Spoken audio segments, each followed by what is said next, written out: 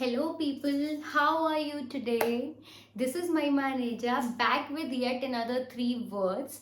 So today I was thinking to give you a smart replacement of the phrases that you use quite often, like I'll catch you up day after tomorrow, or my meeting was day before yesterday, and we had fun the last year, and so on. Right? So today I'm going to give you the replacement of these phrases: day after tomorrow, day before yesterday, and the last year or the recent past year. Okay, so let's begin with the most commonly used timeline that we give to people, that is day after tomorrow. So the word is overmorrow. So it's today, tomorrow, and overmorrow. So now you can say, instead of saying let's catch up day after tomorrow, you can say let's catch up overmorrow.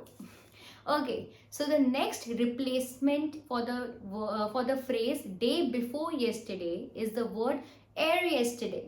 So air yesterday was actually an old word which stopped being used now, but recently I have seen it being used in many places. So I thought of telling you. So the next time you want to say that the work was given to me day before yesterday, you can replace it with the day was given to me yesterday. Okay, so the last word which I recently came across in a newspaper was the word yesteryear. Yesteryear is used to define the last year, the recent past वाला कोई चीज़, और जब भी हम कुछ nostalgic बात करते हैं, जैसे कि न्यूज़पेपर में था the yesteryear actress has performed on the stage today, या हम बात कर सकते हैं that those were the days of yesteryears when we used to have fun.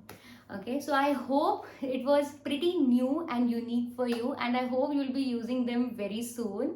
So we'll catch up tomorrow and overmorrow and thereafter as well. So stay tuned. Please subscribe, share, and like my video. Thank you.